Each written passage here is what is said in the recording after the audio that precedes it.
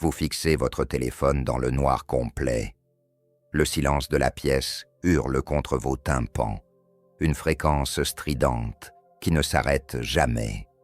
Le tic-tac de l'horloge devient un marteau-piqueur, chaque seconde frappant sur votre crâne avec une précision chirurgicale. Chaque battement de cœur résonne dans votre gorge, une pulsation de panique et de manque. Chaque seconde qui passe est une insulte à votre patience, un rappel cruel de votre impuissance. Vous attendez ce message qui ne viendra probablement pas, ou qui viendra trop tard, quand vous serez déjà en cendres. Ou pire, vous redoutez celui qui viendra pour vous détruire à nouveau, une notification qui agit comme un déclencheur électrique. Votre cœur ressemble à un bloc de granit froid, une masse inerte qui pèse des tonnes dans votre poitrine. Il vous tire vers le bas, vers les abysses de l'épuisement, là où même respirer demande un effort héroïque. Je connais ce sentiment par cœur, cette sensation d'être une épée échouée sur une plage de verre brisé.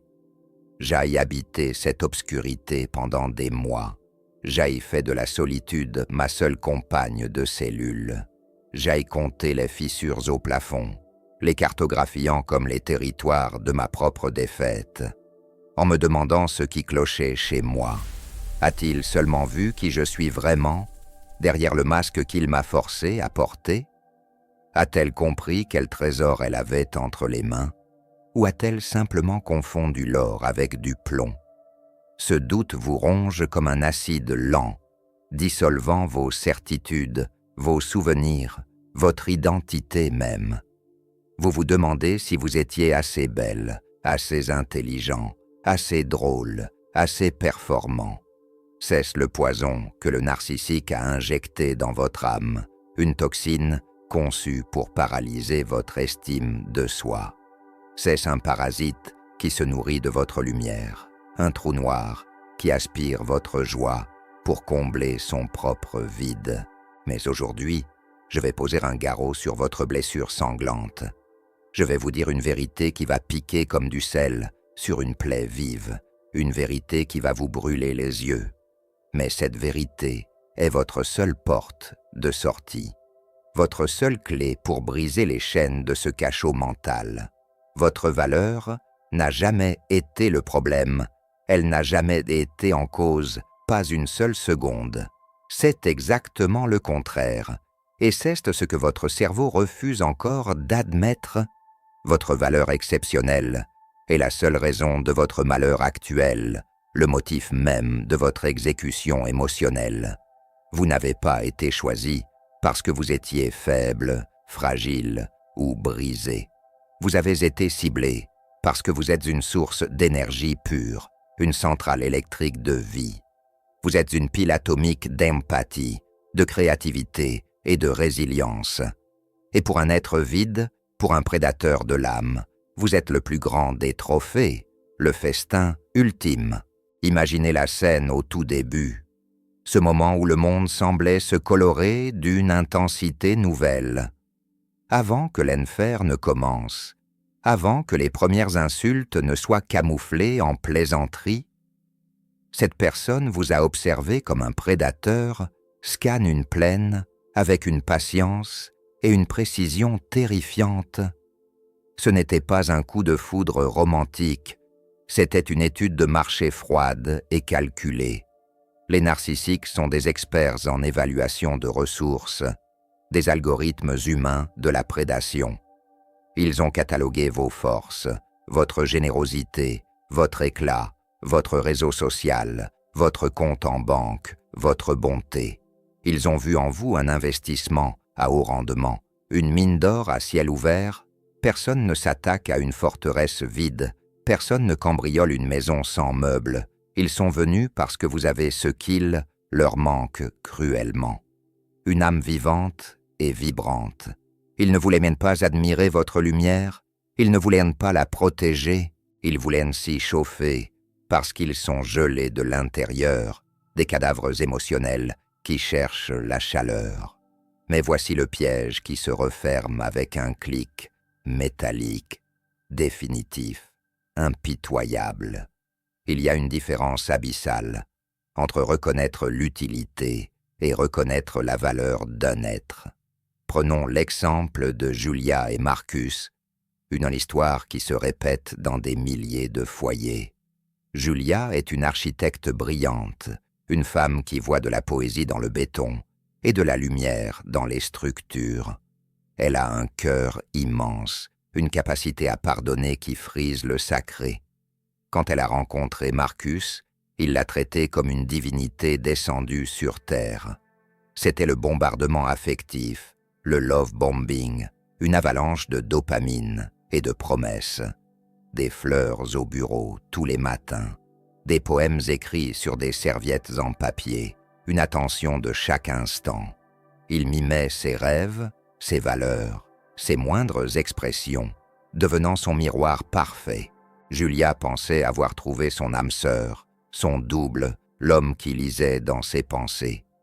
Mais Marcus ne voyait pas Julia, l'être humain avec ses peurs et ses espoirs.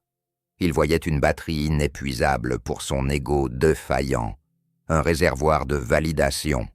Il voyait une scène pour briller en société, car être avec une femme comme elle rehaussait son propre prestige. Il voyait un filet de sécurité pour ses propres échecs professionnels, une béquille pour son manque d'ambition réelle. Il a reconnu l'utilité de Julia. Elle gérait les factures, elle organisait les dîners, elle réparait son image publique. Mais il n'a jamais reconnu sa valeur d'être humain, sa singularité, sa fragilité.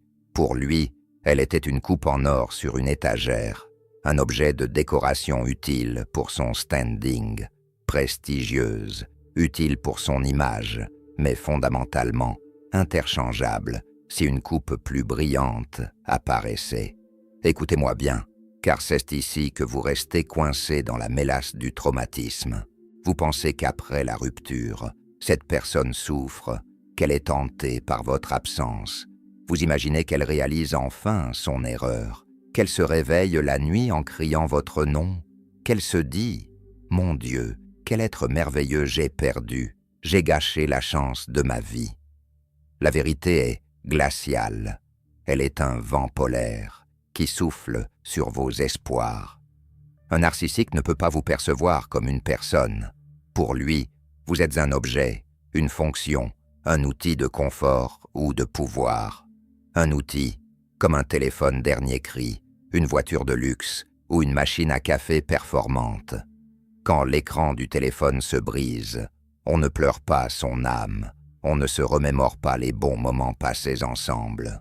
On s'énerve parce qu'il ne fonctionne plus, parce qu'il est devenu un obstacle à notre confort. On cherche le modèle suivant, plus brillant, plus neuf, avec une meilleure batterie. Cette incapacité à se connecter est un déficit de fabrication, un câblage cérébral défectueux. C'est une absence totale d'empathie émotionnelle, un désert affectif où rien ne pousse. Ils vivent dans un monde en 2 dimensions, fait de carton-pâte et de faux-semblants. Et parce qu'ils n'ont aucune profondeur, ils ne peuvent pas comprendre la vôtre, elle les effraie. C'est une impossibilité physique, une barrière infranchissable. C'est comme expliquer les nuances d'un tableau de Monet à quelqu'un qui est né aveugle. Il peut apprendre le mot bleu ou impressionnisme dans un dictionnaire pour faire illusion en société. Il peut savoir que les autres trouvent cela beau et copier leurs réactions pour s'intégrer. Mais il ne ressentira jamais la chaleur d'un coucher de soleil sur sa rétine, jamais. C'est pour cela que vos discussions étaient si vides, si circulaires, si épuisantes. Dès que vous descendiez sous la surface, dès que vous demandiez de l'intimité réelle, il s'ennuyait. Rappelez-vous Thomas et Anna, un autre duo tragique de cette comédie humaine. Dès qu'Anna parlait de ses peurs profondes, de la perte de son père ou de ses doutes sur l'avenir, Thomas bâillait ostensiblement, regardait son téléphone ou changeait de sujet pour parler de sa journée. Il ramenait tout à lui, transformant chaque confidence d'Anna en une opportunité de briller. Ce n'était pas de la fatigue, c'était un mécanisme de défense, un bouclier contre l'émotion. Votre profondeur leur rappelle leur propre vide, leur propre insignifiance. Et ce vide leur fait tellement peur qu'ils doivent vous détruire pour ne plus avoir à le regarder. Ils doivent piétiner ce qu'ils ne peuvent pas posséder, salir ce qu'ils ne peuvent pas égaler. Pour comprendre s'ils reconnaissent votre valeur, regardez comment ils vous consomment, sans aucune retenue. Imaginez un homme affamé, un naufragé de l'ego, devant un burger gastronomique préparé avec soin. Il le dévore en quelques secondes, sans même mâcher, sans savourer les épices ou la texture. À ce moment-là, ce burger est la chose la plus importante au monde, sa priorité absolue. Mais une fois qu'il est repu, une fois que son estomac est plein, que fait-il? Il jette l'emballage gras dans la première poubelle venue, sans un regard en arrière. Il ne pense plus à la qualité de la viande, au talent du cuisinier ou au temps de préparation. Pour lui, vous étiez ce contenu de haute qualité, cette nourriture émotionnelle dont il avait besoin. Et dès qu'il a pensé avoir tout aspiré, dès qu'il vous a vidé de votre substance, vous êtes devenu l'emballage. Votre attention, votre argent, vos contacts, votre soutien inconditionnel. Une fois la source tarie, une fois que vous commencez à demander un retour, il passe à la suivante. Il ne voit pas que l'emballage est encore un être humain qui saigne et qui pleure. Il voit juste qu'il n'y a plus rien à prendre, que la machine est en panne. Je sais, c'est une pilule amère à avaler, elle reste coincée dans la gorge et brûle l'estomac. C'est un coup de poignarde dans l'ego, une humiliation qui semble insurmontable, mais c'est la seule vérité qui vous rendra votre liberté, la seule qui brisera le sortilège. Si vous attendez qu'il revienne en pleurant, à genoux sur votre paillasson pour s'excuser. Si vous espérez une lettre de remords sincère, vous perdez votre temps et votre vie. Son logiciel interne ne prévoit pas le remords. Il ne connaît que le regret de la perte d'un avantage. Seul celui qui est authentique peut reconnaître l'authenticité chez l'autre. Seul celui qui a du cœur peut voir la beauté du vôtre, sa complexité, sa noblesse. Comme ils ne vivent que dans un monde de miroirs, ils ne voient que des reflets déformés. Ils ne vous ont jamais connu, car ils n'ont jamais pris la peine de regarder au-delà de leurs besoins. Ils ont seulement aimé l'image d'eux-mêmes que vous leur renvoyiez, cette version améliorée d'eux, un miroir qui les faisait paraître plus grands, plus intelligents, plus désirables. Et quand le miroir a commencé à montrer la vérité, quand vous avez commencé à exprimer vos besoins, quand le miroir a montré leur laideur, leur égoïsme, leur vide, ils l'ont brisé avec violence. Ces gens sont des voleurs de nuit, des cambrioleurs de l'âme qui agissent dans l'ombre du charme. Ils utilisent le charisme comme un passe-partout pour entrer dans les cœurs les plus verrouillés. Ils ont copié vos valeurs, vos expressions, vos goûts pour désactiver votre alarme intérieure. Une fois dans la place, une fois la confiance établie, ils ont tout pillé méthodiquement. Votre joie de vivre, votre confiance en vos capacités, votre lumière intérieure. Ils se servent parce qu'ils pensent que tout leur est dû, que le monde est leur buffet gratuit. Dans leur tête, ils sont des rois déchus, et vous êtes un sujet dont la fonction est de servir.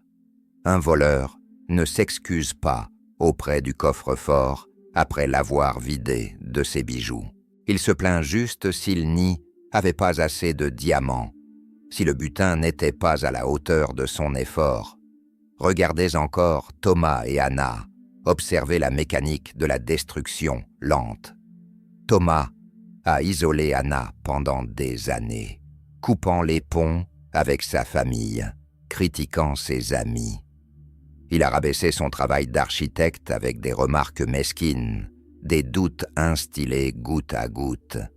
Il disait qu'elle avait réussi grâce à sa chance ou parce que ses clients avaient pitié d'elle. Il la traitait d'hystérique, de folle, de trop sensible dès qu'elle demandait un minimum de respect. Mais il adorait son salaire. Il adorait la maison qu'elle avait dessinée et financée. Il adorait le prestige social que sa présence à ses côtés lui apportait lors des soirées. Quand Anna a enfin trouvé la force de partir, après une énième trahison, Thomas n'était pas triste. Il n'était pas dévasté par la perte de la femme, qu'il prétendait aimer plus que tout. Il était furieux de perdre ses privilèges, furieux de devoir faire sa propre lessive et payer ses factures. Il a lancé une campagne de dénigrement d'une violence inouïe pour sauver son image de façade. Il a raconté à tout le monde qu'elle avait des problèmes d'alcool, qu'elle était instable, qu'elle l'avait trompé. A-t-il reconnu sa valeur? Jamais. Il a juste constaté la perte de son objet préféré. Et il a réagi avec une agression maximale, comme un enfant à qui on arrache son jouet. Écoutez bien ceci, car c'est la loi occulte de ces relations. Le principe du boomerang ne rate jamais. Mais la justice de l'univers n'est pas celle des tribunaux ou des films hollywoodiens. La punition du narcissique cesse d'être condamné à rester lui-même pour l'éternité. C'est l'incapacité de connaître un jour la paix, la sérénité ou l'amour véritable, le vrai. Celui qui voit les autres comme des objets ne connaîtra jamais la chaleur d'une étreinte réelle. Il est condamné à errer dans un labyrinthe de miroirs, éternellement affamé de validation. Il court après la prochaine dose de suppléance narcissique, le prochain fixe d'admiration. C'est une vie mécanique, froide, solitaire, une fuite en avant pour ne pas se fondrer. Même si l'extérieur brille, même s'il affiche une nouvelle voiture, un nouveau partenaire, un nouveau sourire, à l'intérieur, c'est le vide sidéral, une angoisse sourde qui ne s'éteint jamais. Pendant que vous guérissez, que vous pleurez, que vous grandissez, lui reste dans sa cage. Une cage faite d'orgueil, de paranoïa et de mensonges qu'il finit par croire lui-même. Mais voici la clé de votre pouvoir, le moment où vous reprenez le sceptre de votre vie. La question ne doit plus être « Reconnaît-il enfin ma valeur ?» Cette question est une chaîne. Elle vous maintient dans la dépendance de sa validation malade. La seule question qui compte, la seule qui libère, est « Est-ce que je reconnais ma valeur ?»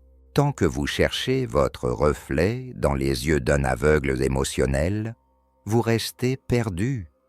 C'est comme demander à un daltonien de juger la beauté d'un arc-en-ciel.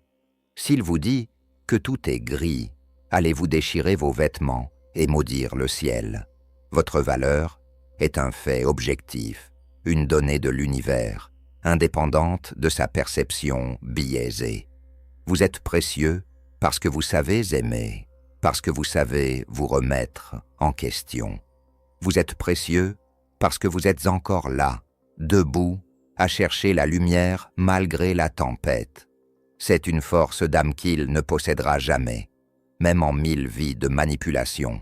Beaucoup font l'erreur de vouloir prouver leur bonheur après la rupture, de mettre en scène leur vie. Ils postent des photos de voyage, de nouveaux partenaires, de succès professionnels éclatants.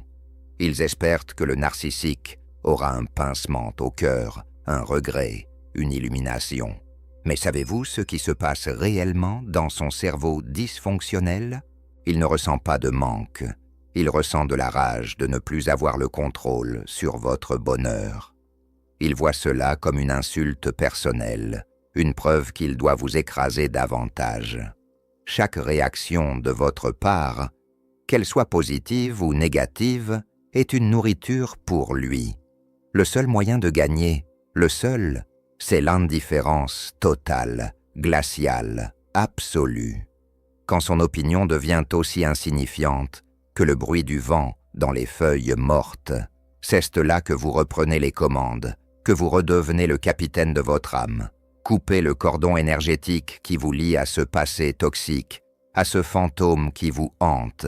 Ce n'était pas une erreur de parcours, c'était une leçon brutale, une initiation par le feu. Vous avez appris à reconnaître la manipulation dans ses moindres nuances, ses plus petits signes. Désormais, vous sentirez l'odeur du mensonge à des kilomètres, avant même qu'il ne soit prononcé. Votre compassion est une chose sacrée, un trésor que vous ne devez plus gaspiller. On ne jette pas des perles au pourceau, on ne donne pas son cœur à un broyeur. Anna a arrêté de se demander pourquoi Thomas était cruel, pourquoi il aimait la faire souffrir. Elle a commencé à se demander pourquoi elle avait accepté d'être traitée ainsi pendant si longtemps. C'était le tournant magique de sa vie, le moment où la victime devient une guerrière. En reprenant la responsabilité de sa propre guérison, elle a brisé l'emprise invisible. Vous avez essayé de remplir un trou noir avec votre propre lumière. C'est une mission impossible. C'est pour cela que vous êtes épuisé, vidé, au bord du gouffre. Un trou noir ne deviendra jamais une étoile, peu importe la quantité de gaz qu'il absorbe. Il ne fait que dévorer, détruire, engloutir tout ce qui passe à sa portée. Utilisez votre lumière pour vous-même, dès aujourd'hui, pour éclairer votre propre chemin. Qu'auriez-vous pu créer avec toute cette énergie gaspillée à essayer de le sauver ou de le comprendre? Il n'est jamais trop tard pour commencer, pour bâtir l'empire de votre propre respect. Les lois de l'univers vous ont envoyé cette épreuve pour révéler votre puissance cachée. Pour survivre à un tel abus, pour ne pas devenir fou, il faut une résilience surhumaine. Vous êtes un survivant, un alchimiste qui va transformer ce plomb en or. Et le karma, ne vous en souciez plus, il est déjà à l'œuvre dans chaque minute de sa vie vide. La plus grande justice est votre capacité de métamorphose, votre pouvoir de changer. Lui est condamné à répéter le même cycle, avec les mêmes erreurs, jusqu'à son dernier souffle. Dans 10, 20 ou 30 ans, il jouera les mêmes jeux minables avec de nouvelles victimes. Il portera les mêmes masques qui s'effritent, révélant une vieillesse amère et solitaire. Votre victoire, c'est votre croissance, c'est le fait que vous ne lui ressemblez pas. Votre victoire, c'est une vie où son nom n'est plus qu'une note de bas de page sans importance. Avant d'aller plus loin, les amis, notre équipe CEST fixait un défi. Atteindre 1000 abonnés pour porter ce message plus loin. On ne veut pas votre argent, juste votre soutien, par un simple clic sur le bouton « S'abonner ». Pour vous, c'est une seconde de votre temps. Pour nous, c'est la force de continuer ce combat contre l'ombre. C'est notre pacte de guerriers de la lumière. Grandissons ensemble. On reprend.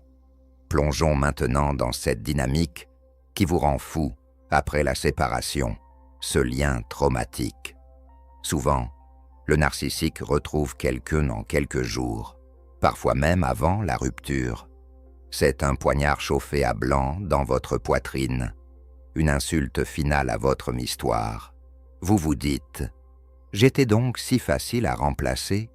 Nos années n'ont-elles rien valu? M'a-t-il déjà oublié? Aime-t-il cette nouvelle personne plus que moi ?»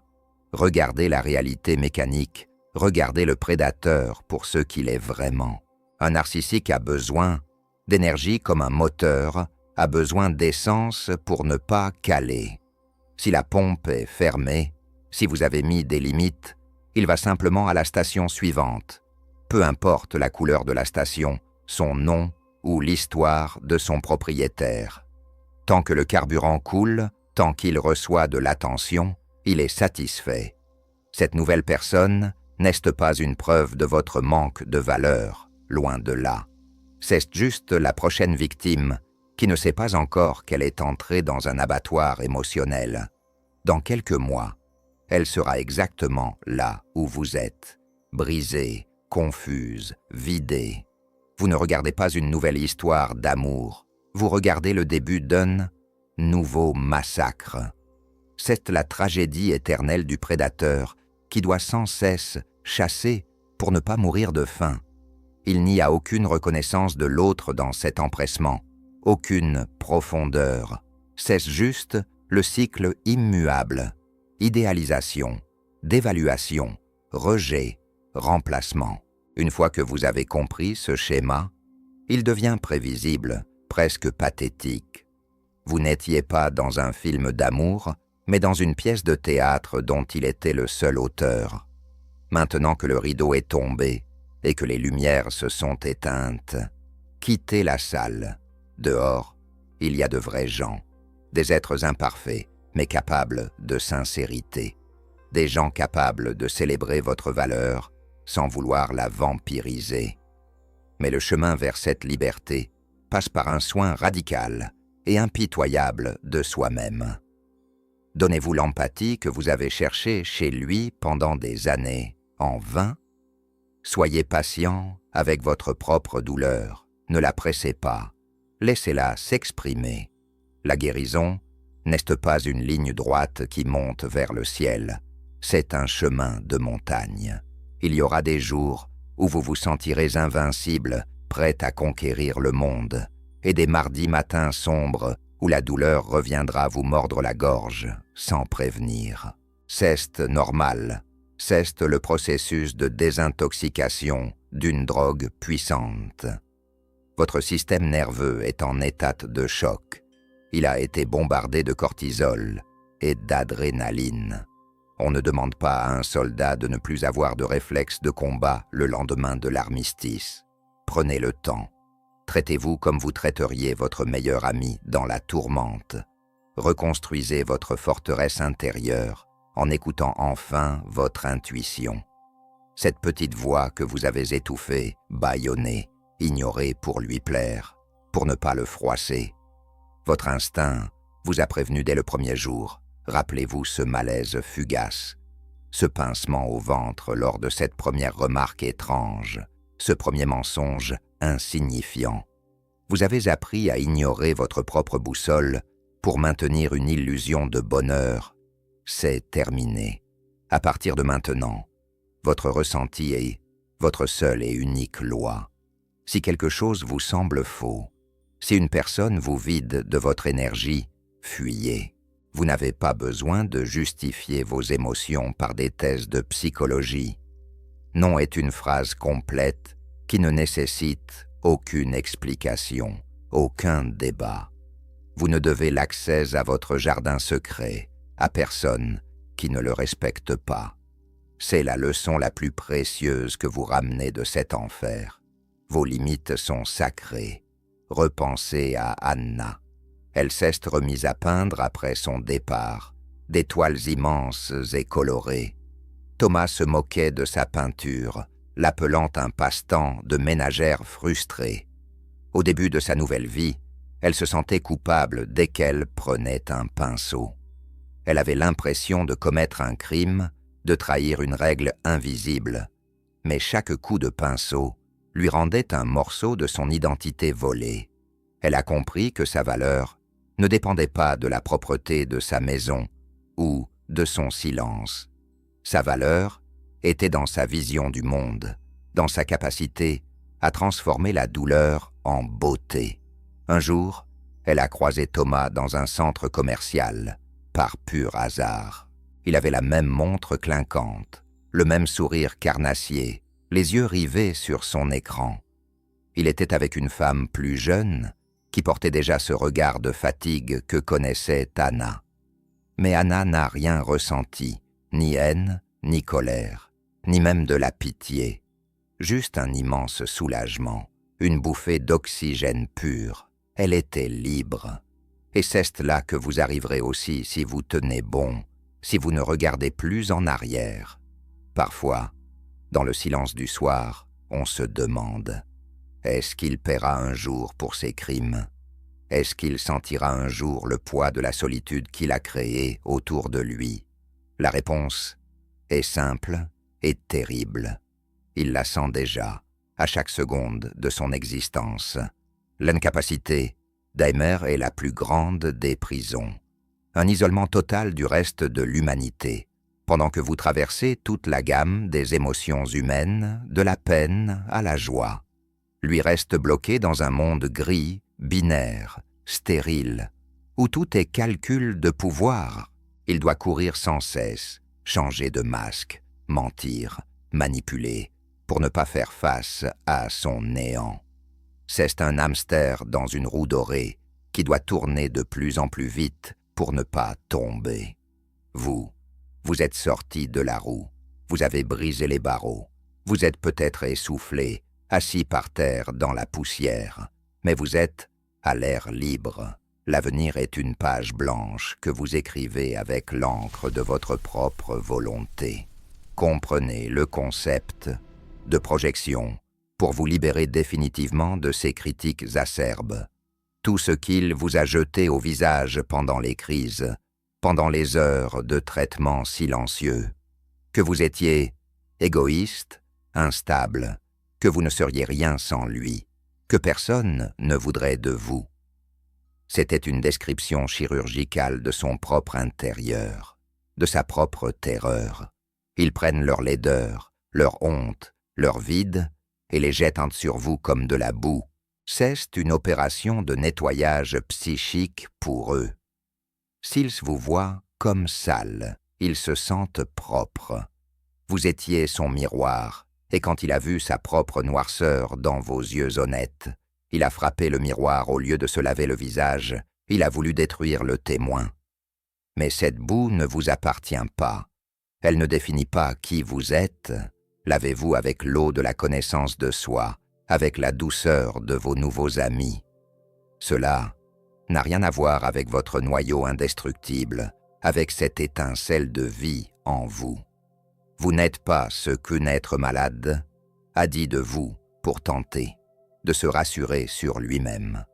Vous êtes ce que vous prouvez chaque jour par votre courage de recommencer à zéro.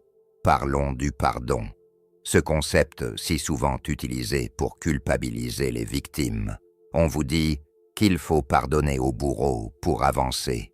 Pour être une belle personne, je vous dis que c'est un piège, une dernière manipulation pour vous forcer à la complaisance. Vous n'avez absolument pas à pardonner ce qu'il vous a fait. La trahison n'est pas pardonnable. Surtout s'il nie à aucun remords, aucune réparation, aucune prise de conscience en face. Ce que vous devez faire, c'est vous pardonner à vous-même, inconditionnellement. Pardonnez-vous de n'avoir pas vu les signes, de n'avoir pas eu le manuel de survie plus tôt. Pardonnez-vous d'être resté quand votre corps vous suppliait de partir en courant. Pardonnez-vous d'avoir tout donné à quelqu'un qui n'était qu'un puits sans fond. Vous avez agi avec votre cœur, avec une sincérité qui vous honore. Donner de l'amour n'est jamais une erreur, c'est le propre de l'humain. Le trahir est une abjection. En vous pardonnant, vous lui enlevez son dernier levier de contrôle sur votre esprit. Sentez-vous cette petite étincelle d'espoir qui commence à brûler au fond de vous. Gardez-la, protégez-la contre les vents du doute et les tempêtes de la nostalgie. C'est le début de votre nouvelle vie, une vie authentique, sans faux semblants. Le brouillard toxique va se dissiper, les couleurs du monde vont redevenir vibrantes, la musique touchera à nouveau votre âme sans vous rappeler de tristes souvenirs, et votre rire reviendra, un rire qui vient des tripes, franc, massif, libérateur. Vous rencontrerez des gens qui ne vous verront pas comme une ressource à exploiter, mais comme un miracle de la vie, comme une personne à découvrir et à chérir. Dans 1 an, dans 2 ans, vous regarderez cette période sombre avec une immense fierté. Vous aurez traversé le feu, vous aurez survécu à l'éclipse, et vous en serez sorti comme de l'or pur. Votre valeur sera désormais intouchable. parce qu'elle sera ancrée dans votre propre regard. Le narcissique a peut-être gagné une bataille sur votre confiance momentanée, mais il a irrémédiablement perdu la guerre pour votre âme, et il le sait. Votre âme est une essence indestructible, une lumière que personne ne peut éteindre.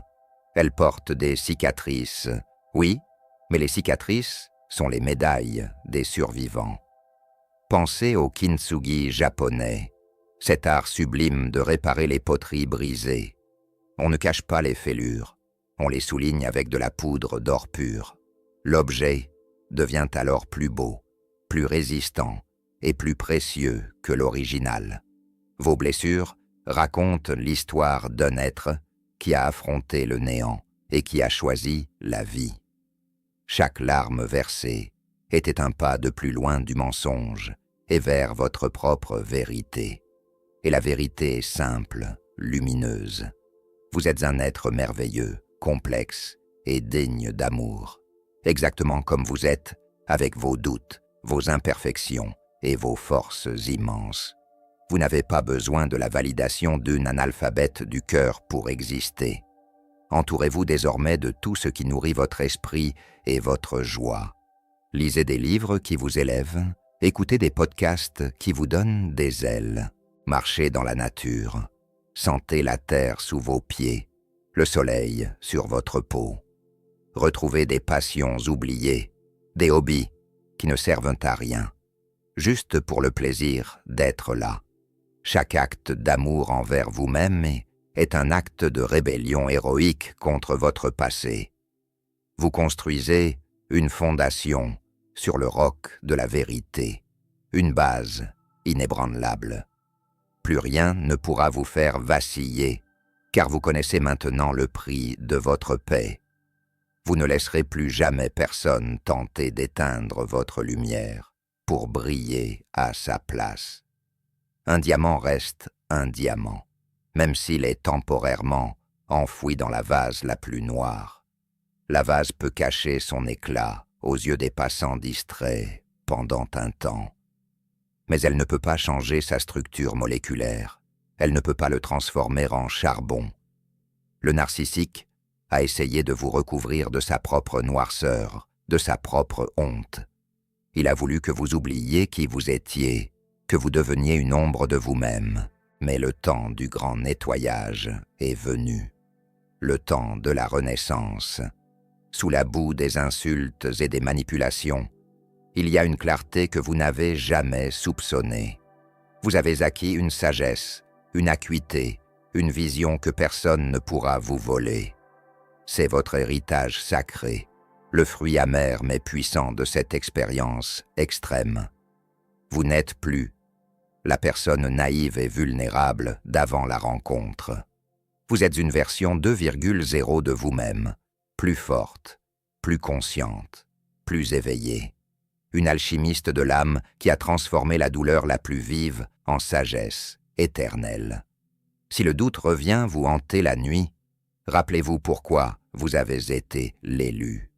Parce que vous aviez trop à donner, parce que votre générosité était sans limite, parce que vous étiez la seule lumière capable d'éclairer, un instant, son monde de ténèbres. Mais aujourd'hui, vous reprenez votre lampe et vous décidez qui mérite de s'y chauffer. Vous êtes le gardien souverain de votre propre cœur, le seul maître à bord. Ceux qui ne respectent pas votre seuil, ceux qui ne voient pas votre valeur, restent dehors. Ils restent dans le froid de leur propre égoïsme, et c'est là leur juste place. C'est votre nouvelle limite, votre frontière de fer, et elle est désormais absolue. Vous avez le droit de vous protéger, vous avez le devoir d'être heureux sans condition aucune. Pratiquez l'acceptation radicale de sa cécité émotionnelle. Il ne peut pas voir, c'est un fait. Comme une pierre ne peut pas voler, comme un poisson ne peut pas marcher, il ne peut pas aimer. Cette certitude vous libère de l'attente, de l'espoir inutile qui vous rongeait. Posez des limites de fer, même dans le sanctuaire de vos pensées les plus secrètes. Quand votre esprit repart vers lui, Ramenez-le doucement, mais fermement, vers vous. Demandez-vous, de quoi ai-je besoin, ici et maintenant, pour me sentir bien? En faisant cela, vous affamez la dynamique toxique, vous coupez les vivres aux souvenirs. Vivez votre deuil jusqu'au bout. Ressentez la colère saine, la tristesse nécessaire. Mais ne vous identifiez jamais à la douleur. Elle n'est qu'un visiteur de passage. Elle est une tempête qui hurle sur la montagne immuable que vous êtes devenue. La tempête peut arracher quelques arbres, mais la montagne reste ancrée dans le sol. Investissez chaque once d'énergie, chaque pensée, dans votre propre reconstruction. Chaque petite décision prise pour votre bien-être est une victoire totale sur l'oppresseur. Vous êtes la seule créatrice de votre futur, la seule architecte de votre destin. Et ce futur commence maintenant, à la seconde même où vous décidez de vous choisir. Anna n'a pas seulement peint, elle a fini par ouvrir sa propre galerie, un espace de lumière. 1 an après son départ, elle était entourée d'artistes qui comprenaient la profondeur de son âme. Thomas n'était plus qu'un souvenir lointain, une ombre floue dans le rétroviseur de sa vie. Elle ne se demandait plus s'il était fier d'elle, elle ne cherchait plus son approbation. Elle était fière d'elle-même, et cette sensation suffisait à remplir tout son univers. Le narcissique ne reconnaîtra jamais votre valeur, car il en est incapable par nature. Mais cela n'a plus aucune importance dès que vous l'avez reconnu vous-même en face. La liberté ne se trouve pas dans son regard, elle se trouve dans votre propre éveil. Allez de l'avant, la tête haute, les yeux fixés sur l'horizon de vos rêves. Le monde attend votre lumière, la vraie, celle qui ne s'éteindra plus jamais sous l'emprise d'un autre. Prenez soin de votre cœur précieux, il a traversé beaucoup de choses pour en arriver là. Le principe du boomerang s'occupe du reste, laissez l'univers faire son travail de balance. Vous avez survécu à l'enfer, maintenant apprenez à vivre dans le paradis de votre propre respect. Rien ne peut arrêter un être qui a enfin trouvé sa propre vérité, sa propre essence. Le combat est fini, les armes sont posées. La vie, la vraie, commence enfin ici. Restez fort, restez vrai, restez vous-même. On se retrouve de l'autre côté de la peur, là où le soleil ne se couche jamais. La victoire est déjà là, dans chaque inspiration que vous prenez librement. Gardez le cap, guerrier de l'âme, le plus beau est devant vous. Votre valeur est immense, infinie, incalculable. Votre chemin est sacré, chaque pas compte. Plus jamais d'ombre sur votre éclat, plus jamais de silence à imposer. C'est mon dernier mot pour aujourd'hui, mais c'est le premier de votre nouvelle vie. Vivez, enfin, respirez, soyez